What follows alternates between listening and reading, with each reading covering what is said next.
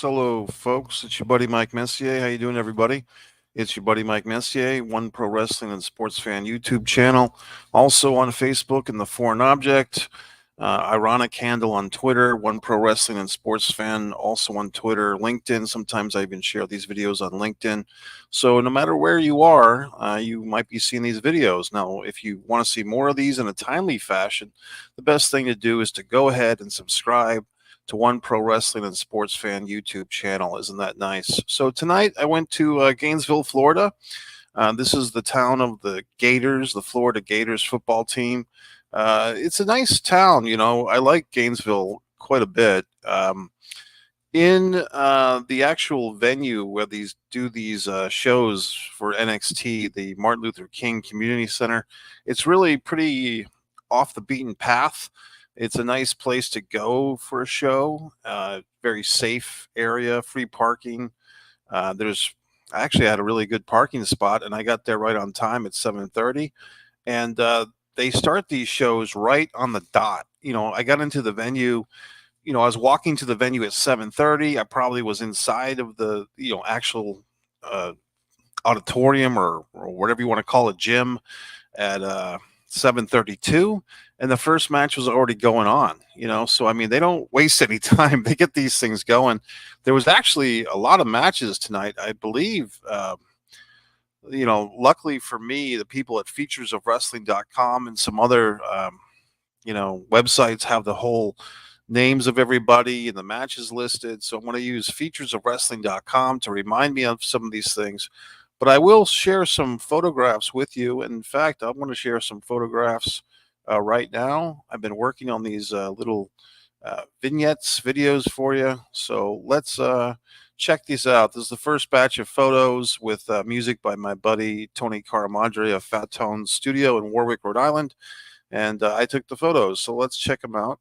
And if you're wondering, you're saying, hey, gee whiz, Mike, these photos aren't that good. Well, the reality is, if you look, that's a photo from tonight as well. You see that big light? There's basically 4 sets of lights right around the ring, and makes it incredibly hard to take decent photographs. So basically the choices are either get front row, and then your photographs will have a little bit better, but mostly just when the wrestlers are at ringside. Or if you sit up in the bleachers, like I did for the first couple of matches, you can get some good, wide shots. And maybe if you had a better camera than I do, you could get some great shots. But the reality is you get what you get, because those lights kind of blow out a lot of the photographs. So I do my best, and you're not paying for this information or these photographs anyway, so you get what you get. Let's check them out.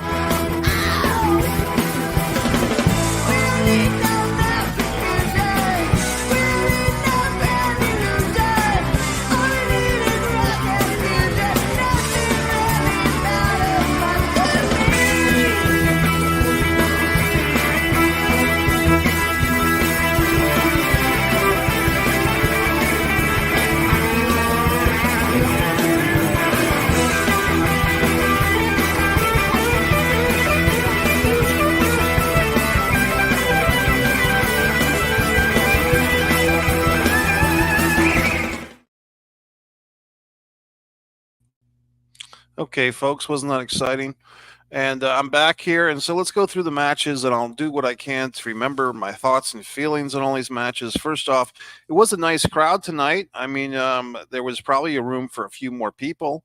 It's hard to say how many seats they sell, but I mean, it seemed like 350 people, perhaps. I mean, and this is a nice venue. Actually, it's worth the drive to Gainesville, which is about 2 hours away from me. It's worth going down there to enjoy these matches, take some photographs for you fine folks, give my thoughts and analysis. It's nice to see a lot of families come to these shows. The parents are bringing the kids. The tickets are comfortably priced. I did notice tonight, though, that they seem like they've jacked up their NXT prices from $10 and $20, and moving forward, it seems like they're going to be $15 and $25. So there you go. But let's take a look at these matches. So when I was coming into the venue, there you see, I believe the gentleman on the top rope there is Javon Evans, defeats Skylar Clinton. This Javon Evans seems like a guy to keep an eye out for. High flyer. We have a lot of wrestlers like that in the world of pro wrestling now, the high flying guys, the acrobatic guys. But this guy was actually quite good. And he from what I saw, and I probably missed 2 or 3 minutes of his match, but from what I saw, he didn't have any flubs. Everything he did was very crisp. He was very athletic, in great shape, and seemed like he knew what he was doing. So I don't know where he was trained or where he comes from, but Javon Evans was quite good. And the guy that he beat, Skylar Clinton, didn't really show me too much. I think he was kind of outshined in this match. Didn't get much from what I saw. Didn't get much offense in, and didn't have a great look either. Just kind of looked like just another guy, so to speak. But there you go. Javon Evans, someone that I'll look forward to seeing. And I don't know if he's a recent signee. I don't really watch the NXT weekly shows. Full admission here, folks. I just don't. I like to go to the house shows. I go to the live events because I enjoy them. But, there's only so many hours in the week. I'm a very busy individual, as you know, writing my books, making my own artwork, etc. So I don't have time to indulge in all this wrestling on TV, but I like going to the house shows. I like going to the live events. The next match was quite an attractive match, I thought. Both ladies, I guess, can we say people of color, ladies of color, both very attractive women. The young men sitting near me were very excited about this match. For both ladies there, and they were both quite good. And actually, the lady that lost, well, the result is Kaya Saint defeated Brianna Covington. Covington basically was on offense for most of this match, and then Kaya Saint, who looks like she's pretty new, she scored, I guess you'd call it an upset, or just kind of got a last-minute victory. But Brianna really dominated that match, and both ladies are in tremendous condition. I could kind of tell that Kia was new because it looked like she wasn't really wearing proper wrestling boots. She was wearing basically sneakers, like nice sneakers, but they weren't really wrestling boots. That's kind of a telltale sign that the wrestler is new if they haven't bought their boots yet. But, maybe we'll do a GoFundMe for Kia's boots. But in any event, they were both very good. It was a good match, and I could be wrong, but it seemed like this Kia Saint was new to NXT, but maybe she's been around and I just haven't seen her. Brianna Covington, I've seen several times in tag team matches over the last 10 months or so. The next match, I'm not really remembering too much about it, to be honest with you. Tavion Heights, he got a nice pop. He defeated Drake Moreau. I don't really remember too much about this match, to be honest with you, except Tavion did get a nice babyface pop, if I'm remembering that correctly. The next match, I'm trying to remember this one. Jada Parker defeats Lainey Reed. Let me look up a little bit of this stuff. And actually, while I do that, I'm going to show you fine folks some more photographs. Aren't you excited? So let's take a look at some more photographs as I look up the contestants. Jada Parker, because I think she's one of the people that I enjoy quite a bit, and Lainey Reed. Here's some more photos from the show.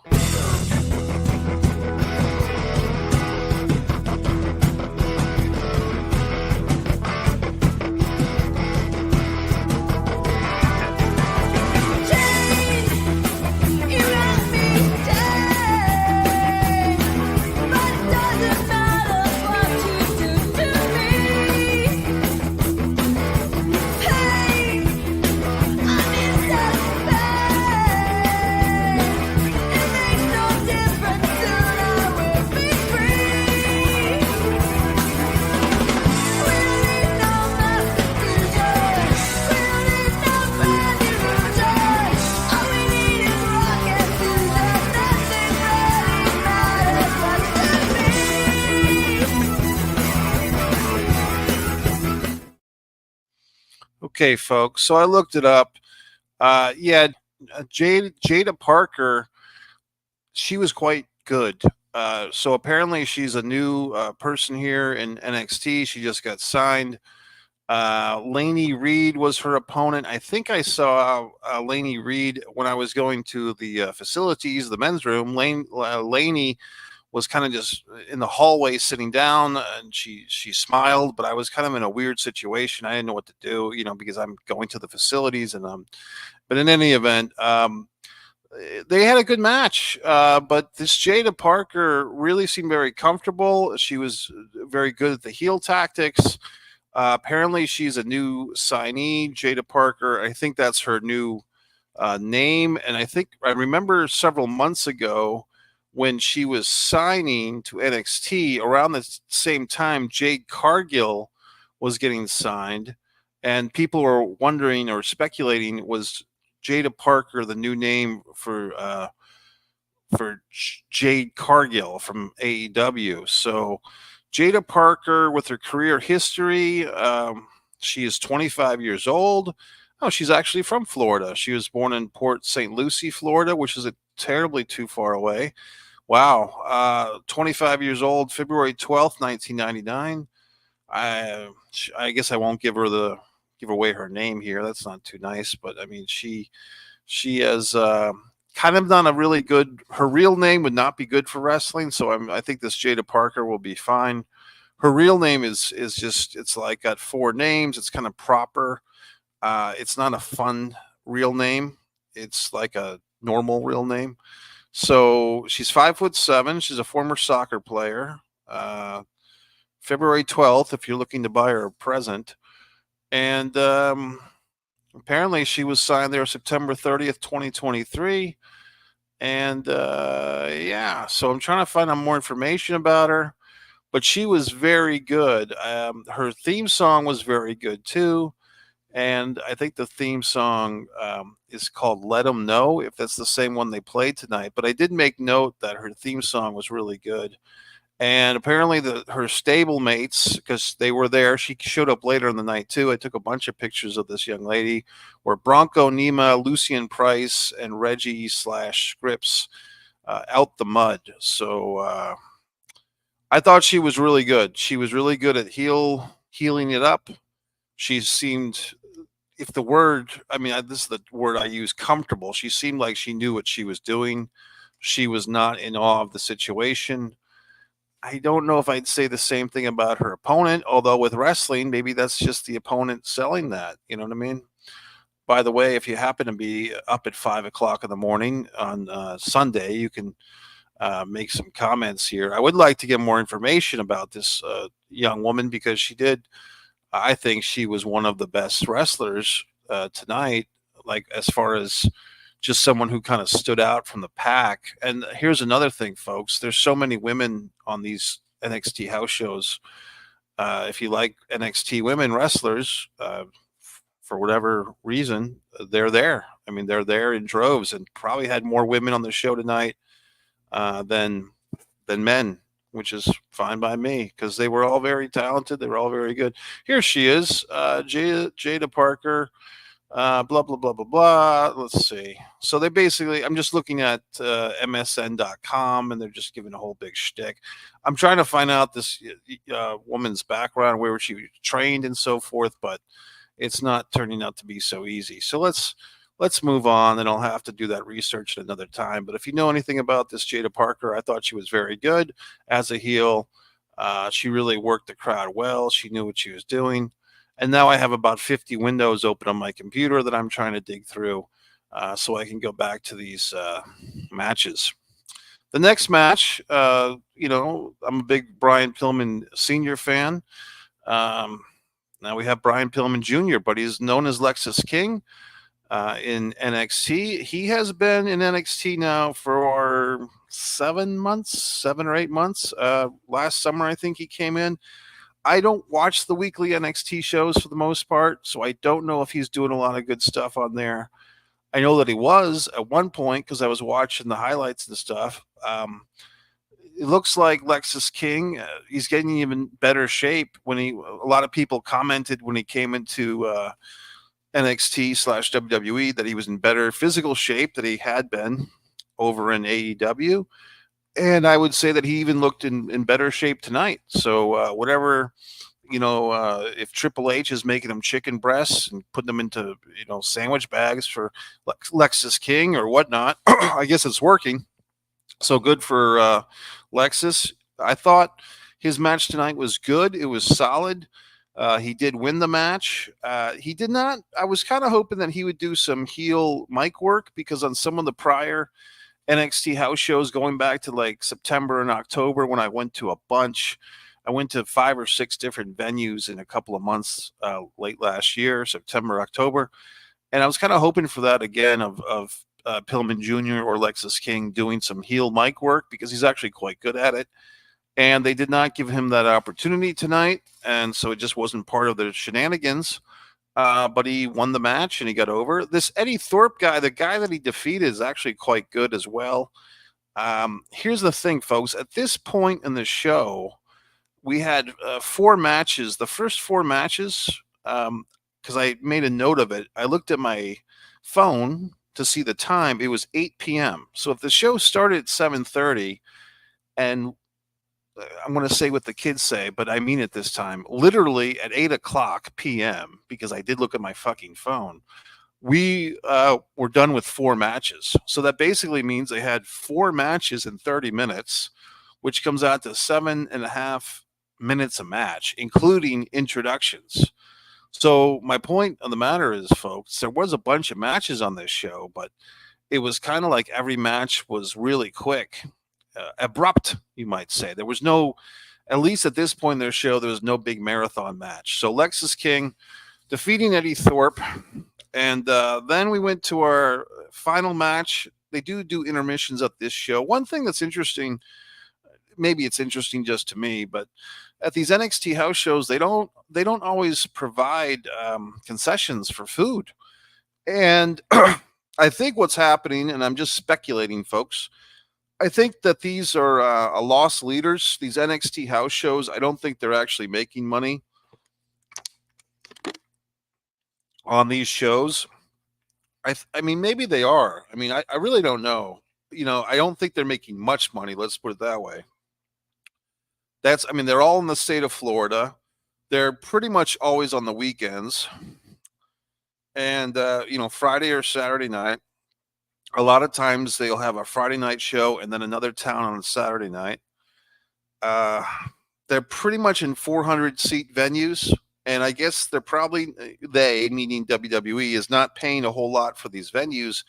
It really is just giving the younger wrestlers a chance to get their reps in, a facsimile for when they go to the main roster, if they get that far. And some of these NXT wrestlers don't get that far. I've noticed that a bunch of people, there was a really interesting wrestler last summer, kind of a big chubby guy, and he kind of did like the non-gender gimmick, or maybe that's not a gimmick, but it was like his real life thing that he brought into wrestling, in which they call stuff, everything is called a gimmick in wrestling. But he kind of had that thing going, and he had a really lovely Alicia Ash, I believe was her name. She was the manager, and I think they're both gone, unless Miss Ash is still with them, Olivia Ash, and I get to speak to her for a few seconds. She was tremendously nice, but I don't know what happened to them, for instance. So just because someone's in NXT does not mean they're necessarily going to stick with wrestling or stick with WWE/NXT or even progress to the main roster. So NXT is really interesting, especially because now they're going to be on, is it the CW network or something? They got a deal, a television deal. So they're going to have like another television outlet soon. Anyway, I'm just going on and on here, but basically, NXT is always kind of in this weird spot of is it its own promotion, like is it its own brand within WWE, or is it the training camp? And it doesn't seem like we really have a definitive answer. It seems like that answer goes back and forth. 3 or 4 or 5 years ago, when Adam Cole was like the big hot shot in NXT, and it seemed like at that point, before the pandemic, they were really trying to make a push that NXT was like the third brand, and it was kind of, their takeover shows were the big deal, and they would have like a 5-match pay-per-view, but every match would be half an hour. Well, these house shows in 2024 are not like those NXT, premium live events on the network from 5 or 6 years ago. It's a totally different thing. You're not going to see a 30-minute tag team match, okay? You're not going to see Adam Cole, baby. It's just a different deal now. And I don't know what the house shows were like back then. I know that Bray Wyatt used to bring around his rocking chair, which is kind of cool. I mean, that would have been fun. I didn't live in Florida at that time. In any event, folks, let's move on. The NXT Women's Champion, Lyra Valkyria, and Tatum Paxley. I am a fan of her. I do like her kind of goth look. I do have some videos on here. They had this Halloween ladies trick or treat Royal Rumble last October, and Tatum Paxley was dressed as Wednesday from the Addams Family, and I enjoyed that. But here's who I really enjoy. They defeated Roxanne Perez and Lola Vice. I'm a huge, as much as I can be, Roxanne Perez fan. I think she's great. I was pleasantly surprised at how well she's done turning heel. To me, she's the ultimate babyface. Roxanne Perez should just, she looks to me like a babyface through and through. But one good thing about NXT is that they like to put their wrestlers, especially the ones with potential, they like to try them out as heel and babyface. I think just to get those reps in, just so that if they're ever called upon, like I would think that Roxanne Perez would be a career babyface, but like Bayley, you would think she would be a career babyface. But, Bayley's done successful work as a heel. And so now we know that Roxanne Perez, if she's ever brought up to the main roster, which I would assume she will be, and I would assume that she'd be brought up as a babyface by that point, but then I could see her 3 or 4 years from now turning heel on the main roster because she's proving here in NXT that she can do it. This woman, to me, is just a real natural talent. I'm sure that she works hard as well. But as a babyface, she always seems very happy to be there. Meaning that she's happy to be at the NXT show. She's always got a big smile. She seems like she really enjoys wrestling. And but as a heel, I mean, she pulls it off, and I think she's great. So I mean, the thing with tonight's match is she basically abandoned her partner. Lola Vice is interesting. I typically kind of think that Lola Vice, I don't know too much about her, but she looks. Also, the thing about Lola Vice, I think that name is better for a tag team. Like, I think Lola Vice would be a really cool tag team name. I don't know if it's a good singles name, because I think when I think of Vice, I think of, police, and I think of like a Vice squad, and I think of like it has to be more than one person. So Lola Vice, I don't know. I like that name, but I don't like it for a single competitor. I like it for a tag team, but who the fuck am I to say, right? But Roxanne Perez abandoned her partner, gave her the short arm. That got a big response from the fans. And then these two ladies lost because Lola Vice got pinned by the Good Girls, and there you go. And then that kind of wasn't so many women on this show. So then we had our friendly intermission. We come back. I believe I could be getting this mixed up, but I think that match was right before intermission, or no, that was the first match back after intermission. Lexis King was the first match before intermission because that's when I moved. I got a second row seat at the second half, so I saw the women's tag. Then they did Axiom and Nathan Frazier. Interesting because his name is very similar to Nelson Frazier, who was Mabel / Viscera. But anyway, these guys defeated Out the Mud, Bronco Nima, and Lucian Prince, and they did have the new lady, Jada Parker, at ringside. And so I got some nice photos of her working the crowd. She's really quite good. So this match, it seemed like people were really into it. I was actually fiddle fucking with my phone in some of the pictures that you're seeing tonight. So I did not really see a whole lot of this match. It was right in front of me, but I wasn't paying attention. But the fans seemed to be into it. Axiom is this mask guy. I don't quite get him. I'm not sure what he's supposed to be.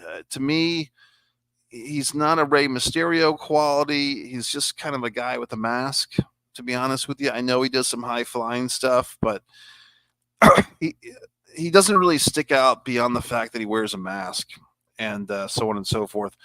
And anyway, the star of that match once again was Jada Parker. I I don't know. I guess I wasn't into this match.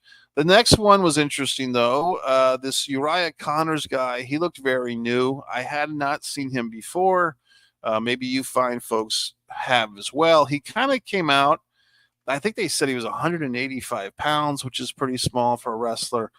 Oh, so okay. He's also known as Brogan Finley. So I saw this guy then. So this is Fit Finley's son?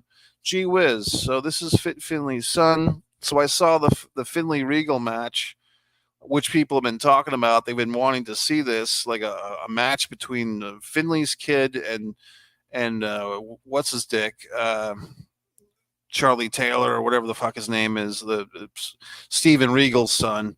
So it's the match of the two sons. So basically, Charlie Dempsey defends the NXT Heritage Cup successfully against Uriah Connors. But here's the thing. I mean, if you're going to have second generation guys, I know it's a C thing with the WWE, copyright, trademark. They just want to have these guys so that they want to have everyone under lock and key, and they don't take advantage of the fact that, wouldn't Lord William Regal or Lord Steven Regal, wouldn't the fact that you've got his son, which is Dempsey, I believe, right, against Finley's son, like, isn't that kind of cool? But, I saw it. I should have known, but I didn't. It just, this is the type of shit that an asshole like me would enjoy. But I did watch the match. It just seemed that this Uriah Connors guy, Fit Finley's son or not, he did not seem to win the crowd over. I guess he was supposed to be the baby face. No one really knew who the fuck he was. And I mean, if they had said Uriah Finley, I would have known who the fuck he was, or Brogan Finley. But in any event, Charlie Dempsey wins the match. It was cool to see the big cup, and like he's got the fucking cup and he's got to hand it over to the ring announcer lady. She did a pretty good job. I mean, at one point I was kind of discriminatory against female ring announcers, to be honest with you, because I just think of the Gary Michael Capettas, the Tom Millers, the Fink, obviously, and some of these classic, baritone male ring announcers. But some of these women are the woman who does Raw now is very good, and SmackDown, she's very good, and some of them are quite good. You know what I mean? I thought even Brandy Rhodes was decent as a ring announcer. But some of these women know what they're doing with the ring announcing. So the one tonight, young blonde ring announcer, female, she was pretty good. She was good. What's next? Thea Hale defeats Jasmine Nix via DQ. Kind of drawing a blank on that one, fine folks. I want to look these people up. I don't want to forget anyone or what I thought of them. See, luckily I have this 2-computer system. I can look at, oh yeah, Thea Hale. Oh yeah. Okay. So the Chase University, she's very spunky. I mean, she's very short. You know what I mean? So I'm going to look her up for her height. But I've seen her a bunch of times. This Chase University, it would be interesting if they ever had all of them on the main roster. I don't even think she's been on the main roster. Apparently, she made 2 appearances on AEW Dark. She lost to Thunder Rosa and Julia Hart. She is quite tiny, but she was very popular tonight. Wow, she's only 19 years of age, apparently, or maybe 21 at this point. But yeah, good for her. Yeah, she's fine. And who did she defeat again? Who was her opponent? God in heaven. Jasmine. Oh. Okay, hold on. So this is what happened with this. They did like the whole, basically the Jasmine Nix, I believe she got disqualified because her friend. So she came out, Jasmine Nix came out with JC Jane, and JC Jane interfered, and so Jasmine got disqualified, and then it became a big cluster of every woman, and the Jazzy Jane was really like the all-star about it, because once she got her friend disqualified, she was so happy to get into the ring and attack and heal it up. So I mean, JC Jane to me should really be promoted. Okay, so Jay Gentile, Baldwinsdale, New York is Jasmine Nix. They say she's a member of Chase University. I don't think that's true, unless she's probably out of it by now. She was born July 28th, 1998. She's 5'4". Yeah, she was okay. I mean, she seemed a little bit outshined, I think, because she was with Jazzy Jane, and it seemed like Jazzy Jane's just more of a veteran. I really think they need to bring her up to the main roster there. But this women's match was fine, but then they basically segued it into this kind of a fun thing, 4-on-4 women's match, and I thought everybody did quite well. It was a whole lot of women wrestlers, whole lot of NXT wrestlers in one match, which is very exciting. And I lost my results page, so now I have to go back to it. I'm breaking the fourth wall. Let me show you the photos again, folks. Take you one more round of these photos.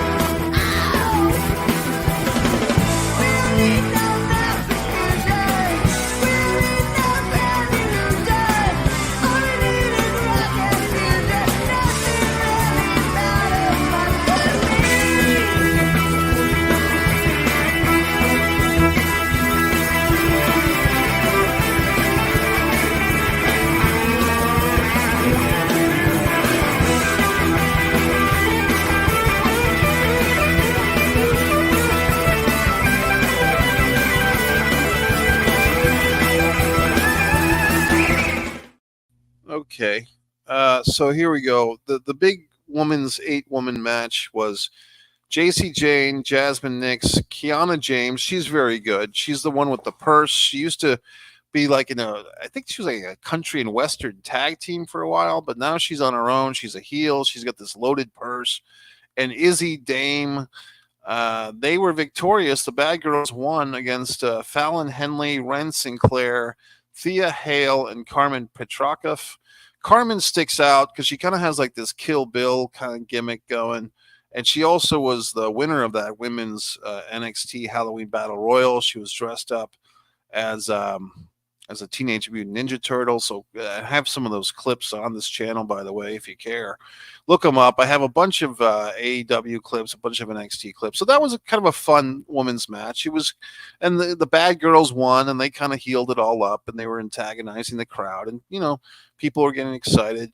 And then finally, it's interesting.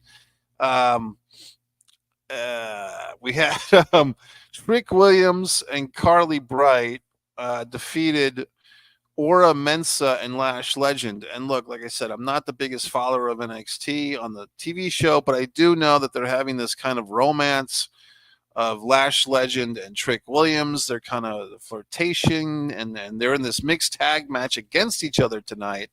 And they did like this spot where the wrestlers were kind of dozy-doing, and it looked like Trick, it was going to kiss Lash, but then they kind of did a switcheroo, and then Trick was going to kiss the male opponent, and Lash was going to kiss the female opponent, and then they all stopped kissing each other, and it was funny stuff. But the match was good. It was, it was a good way to end the show with a mixed tag. It was a little unusual. A lot of matches on this show tonight, a lot of tag team matches. Let's count the wrestlers. That's always fun. 1, 2, 3, 4, 5, 6, 7, 8, 9, 10, 11, 12, 13, 14, 15, 16, 17, 18, 19, 20, 21, 22,